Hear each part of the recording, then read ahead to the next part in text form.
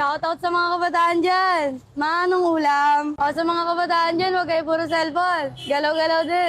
Yun na nga, sabi nung batang masipag sa Quiapo, galaw-galaw din. O yan, pinagluto ko yung aking anak ng upo na may giniling. Yan po yung ulam namin kaninang tanghali. Yan, pinainit niya po na yung kawali at nilagay po yung bawang.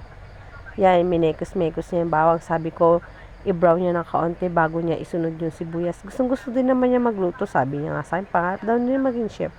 Ayan, nilagay niya na po yung sibuyas. Ito po palang anak ko, 8 years old na po yan. Grade 3 na po siya ngayon. Ayan. Gusto din yata niya magluto. Lagi niya ako kinukulit. Pag ako, ma, ako na yan. Ewan ko paglaki kung kukulutin pa rin ba niya ako pag nagluluto ako. Yan, nilagay ko na yung giniling kasi hindi niya kayang ilagay eh. Kaya ako po, naglagay. Yan, nilagay ko na yung giniling para masarap yung ating upo. Yan yung sabi, igiling-giling mo para matunaw ang taba. Yun na nga, lumalaki na yung bilbil ko kakakain. Wala na akong ginawa dito sa video, kundi magluto.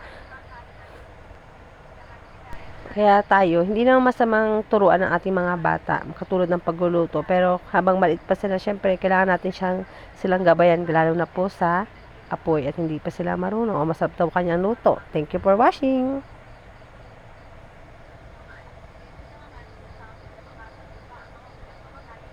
Ulit. Mag-record ah. Hirapan na ako.